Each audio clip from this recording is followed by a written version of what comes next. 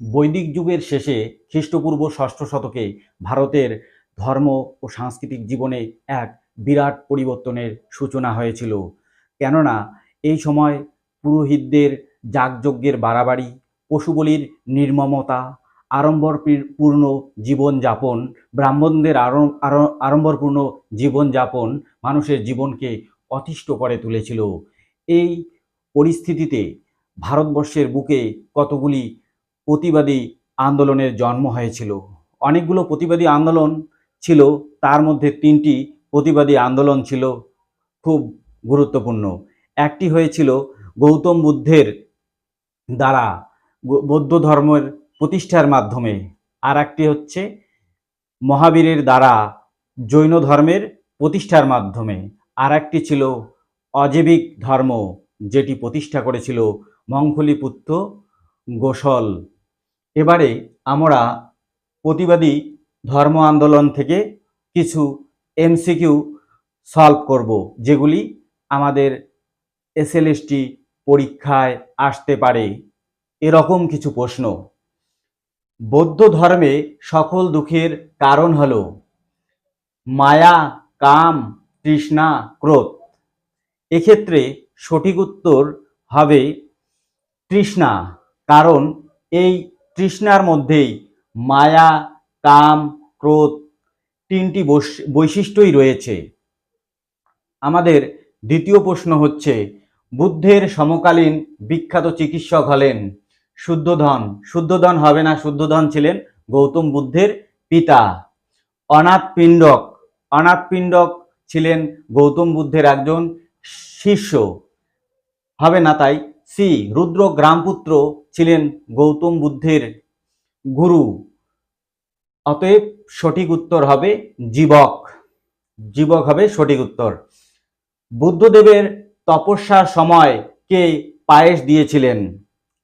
গৌতম বুদ্ধ যখন তপস্যা করেছিলেন বুদ্ধগয়ায়, তখন সুজাতা নামের এক মেয়ে গৌতম বুদ্ধকে পায়েস দিয়ে প্রাণ রক্ষা করেছিলেন, তাই এক্ষেত্রে সঠিক উত্তর হবে সুজাতা। গার্গী, মৈত্রেয়ী ও অপলা হচ্ছে বৈদিক যুগের বিখ্যাত নারী, যারা খুব জ্ঞানী গুণী ছিলেন। মহাযান কথার অর্থ হচ্ছে বৃহৎ শকট, নতুন চিন্তা, নতুন পন্থা, নির্বাণ। এক্ষেত্রে সঠিক উত্তর হবে মহাযান মানে হচ্ছে মহান যান, অর্থাৎ বৃহৎ শকট। নতুন চিন্তা, নতুন পন্থা হবে না। আর নির্বাণ হচ্ছে কামনা, বাসনা সবকিছু নিভে যাওয়া। গৌতম বুদ্ধের পূর্বজন্মের কথা মনে পড়ার চিহ্ন হলো কি দেখে গৌতম বুদ্ধের পূর্বজন্মের কথা মনে হয়েছিল? ষাঁড়, সিংহ, ঘোড়া, বাঘ। এক্ষেত্রে সঠিক উত্তর হবে ঘোড়া। এই ঘোড়ার সঙ্গে গৌতম বুদ্ধের যে গৃহত্যাগের ঘটনা বা মহাভিনিষ্ক্রমণ জড়িত রয়েছে, তিনি ঘোড়ায় চড়ে গৃহত্যাগ করেছিলেন। এই ঘোড়া ছিল গৌতম বুদ্ধের পূর্বজন্মের। পরের প্রশ্ন হচ্ছে, অর্থাৎ 6 নম্বর প্রশ্ন, মহাবীর কততম তীর্থঙ্কর ছিলেন বা ছিল?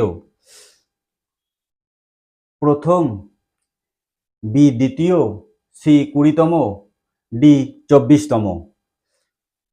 প্রথম যে তীর্থঙ্কর ছিলেন তার নাম হচ্ছে ঋষভনাথ বা আদিনাথ, তার প্রতীক ছিল ষাঁড়। দ্বিতীয় যে তীর্থঙ্কর ছিলেন তার নাম ছিল অজিত, যার প্রতীক ছিল হাতি। 20তম যে তীর্থঙ্কর ছিলেন তার নাম ছিল সুব্রত, যার প্রতীক ছিল কচ্ছপ। 24তম তীর্থঙ্কর ছিলেন মহাবীর, যার প্রতীক ছিল সিংহ। অতএব এক্ষেত্রে সঠিক উত্তর হবে ডি, 24তম তীর্থঙ্কর। মহাবীরের জন্ম হয়েছিল, পরের প্রশ্ন, কোথায়? কপিলাবস্তু, বৈশালী, কুণ্ডগ্রাম, পাটলিপুত্র, রাজগৃহ। কপিলাবস্তু হবে না, কারণ কপিলাবস্তুতে জন্ম হয়েছিল গৌতম বুদ্ধের, আর গৌতম বুদ্ধ এবং মহাবীর একই জায়গার বাসিন্দা ছিল না। সঠিক উত্তর হবে বৈশালীর কুণ্ডগ্রাম। বৈশালীর কুণ্ডগ্রামে তিনি জন্মগ্রহণ করেছিলেন। পাটলিপুত্র ও রাজগৃহ ছিল রাজধানী নগরী। মহাবীরের কন্যা ছিলেন এ আনজ্জা, বি চন্দনা, সি ত্রিশলা, ডি যশোদা। আনজ্জা ছিলেন মহাবীরের কন্যার নাম। আনজ্জার আরেকটি নাম ছিল প্রিয়দর্শিনী। এ হবে সঠিক উত্তর, এখানে বি। চন্দনা ছিলেন মহাবীরের প্রধান শিষ্যা। ত্রিশলা ছিলেন মহাবীরের মা। যশোদা ছিলেন মহাবীরের স্ত্রী। কার দানে শ্রাবস্তিতে জেতবন ও গন্ধকুটি বিহার গড়ে ওঠে? এ আনন্দ, বি অনাথপিণ্ডক, সি উপালি, ডি সারিপুত্র। এক্ষেত্রে সঠিক উত্তর হবে অনাথপিণ্ডক। এবারে আমরা বাকি অপশনগুলো সম্পর্কে জেনে নেই। আনন্দ ছিলেন গৌতম বুদ্ধের অন্যতম প্রধান শিষ্য। তিনি এবং গৌতম বুদ্ধের যে পালিত মা মহাপ্রজাপতি গৌতমী, মা বা মাসি, ও এই আনন্দ মিলে বুদ্ধদেবকে বৌদ্ধ সঙ্গে মেয়েদের বা ভিক্ষুণীদের প্রবেশের ব্যাপারে এরা দাবি করেছিল।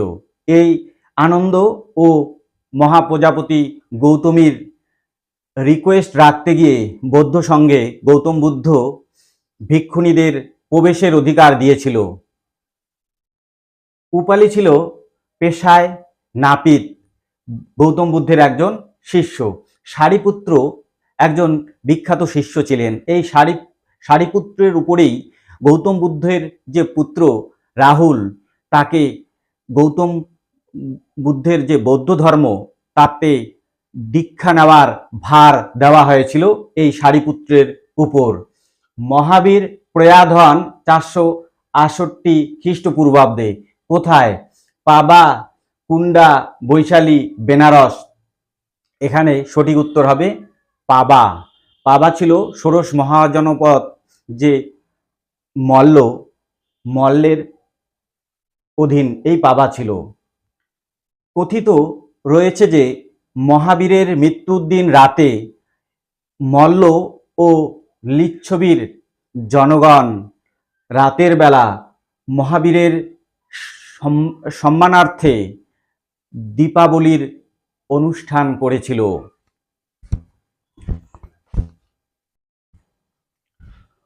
পরের 11 নম্বর প্রশ্ন হচ্ছে, প্রথম বৌদ্ধ মহাসংগীতিতে সভাপতি ছিলেন এ মহাকাশ্যপ, বি যশ, সি মৌগ্গলিপুত্র তিস্য, ডি বসুমিত্র।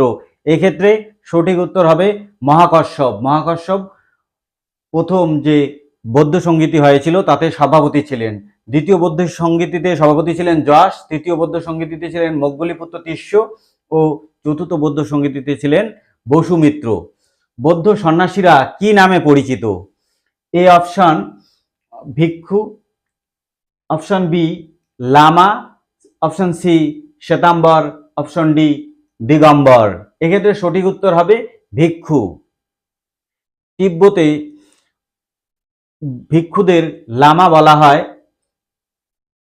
পরবর্তীকালে গৌতম বুদ্ধের বৌদ্ধ ধর্ম দুটি ভাগে বিভক্ত হয়ে যায়, শ্বেতাম্বর ও দিগম্বর। যারা শ্বেতবস্ত্র পরিধান করত তাদের বলা হতো শ্বেতাম্বর, আর যারা বস্ত্র পরিধান করত না তাদের বলা হতো দিগম্বর। বৌদ্ধ ধর্ম প্রচারের ভাষা কি ছিল? গৌতম বুদ্ধ অপেক্ষাকৃত সহজ সরল সাধারণ মানুষের ভাষায় তার ধর্মকে প্রচার করত। এই ভাষা ছিল পালি ভাষা। তাহলে সঠিক উত্তর হবে পালি ভাষা। বুদ্ধ কথার অর্থ? বিজ্ঞ, জ্ঞানী, তপস্বী, নির্গ্রন্থ। এক্ষেত্রে সঠিক উত্তর হবে জ্ঞানী। বুদ্ধদেব, খুব গুরুত্বপূর্ণ প্রশ্ন, বুদ্ধদেব কার শাসনকালে মহাপরিনির্বাণ লাভ করেন? বিম্বিসার, অজাতশত্রু, প্রসেনজিৎ, উদয়ন। অর্থাৎ বিম্বিসার অর্থাৎ গৌতম বুদ্ধ কার সময়ে মারা যান? সঠিক উত্তর হবে অজাতশত্রু।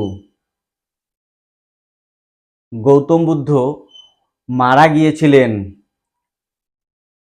487 খ্রিস্টপূর্বাব্দে। এই সময় ছিল অজাতশত্রুর শাসনকাল। এবারে একটা কথা বলতে চাই, আপনারা যারা যারা আমার ভিডিও দেখছেন, আপনারা যদি ভিডিওটি পছন্দ হয়ে যায় লাইক করবেন, শেয়ার করবেন, সাবস্ক্রাইব করে দেবেন। ধন্যবাদ।